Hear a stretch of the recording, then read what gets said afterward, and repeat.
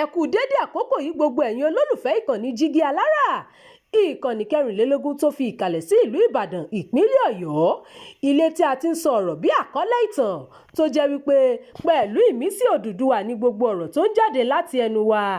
Ẹ̀yin olùgbọ́ wa, a dúpẹ́ fún bí ẹ ṣe ń bá wa lọ. Ojú tẹ́ fi ń fò wá kò ní fọ́, bẹ́ẹ̀ sì ni etí tẹ́ fi ń gbọ́ wa kò ní di tẹ́ náwó sí láéláé. Abdulkareem Nimot ni oníròyìn yín. Àgbákòńlá èèyàn 15 ṣe pẹ̀kí ọlọ́jọ́ wọn, 17 farapa yánnayànna níbi ìjàmbá ọkọ̀ tó wáyé nípínlẹ̀ Kwara. Ó kéré tán èèyàn 15 ló ti pàdé ikú òjijì tí 17 sì farapa yánnayànna níbi ìjàmbá ọkọ̀ tírélà kan èyí tó wáyé ní ojú ọ̀nà Ògbómọ̀ṣọ́ Olóoru ní òpópónà Okolówó ìpínlẹ̀ Kwara. Ìṣẹ̀lẹ̀ burúkú náà wáyé ní òru ọjọ́ Ajé ní dédé aago 2:00 lẹ́nu ìṣẹ́jú 2:32 AM ní ẹ̀gbẹ́ ilé ìgbókùpamọ́sí ní Okolówó. Tírélà tó ṣe ìkọlù jàǹbá náà ní DAFXF tí ó ní nọ́mbà ìdánimọ̀ GWL 274XC tí orúkọ awakọ̀ tó wakọ̀ náà sì ń jẹ́ Nasiru Muhammad. Àjọ ẹ̀ṣọ́ elétò ààbò ojú pópó ti ìpínlẹ̀ Kwara Federal Road Safety Corps FRSC ló fi ìṣẹ̀lẹ̀ náà léde. Wọ́n ti kó àwọn tó farapa náà lọ sí ilé ìwòsàn Arewa Medical Center tí wọ́n sì kó òkú àwọn tó kú náà fún àwọn mọ̀lẹ́bí wọn. Ìròyìn àjọ fún ti àkókò ikọ̀ ní jùbà ìlọ.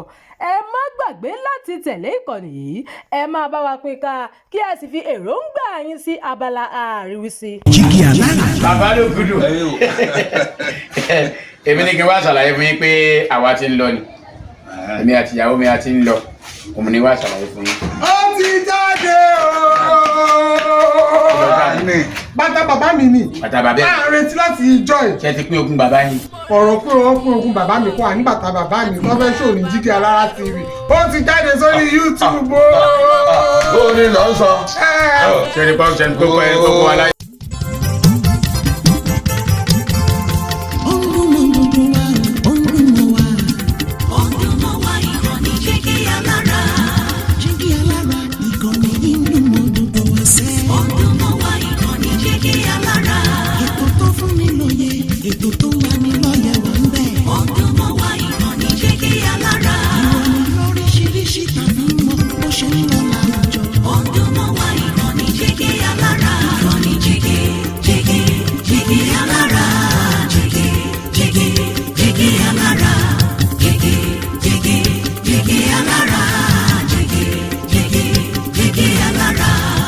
Ìkànnì Jígí Alára 24, bàbá gbogbo.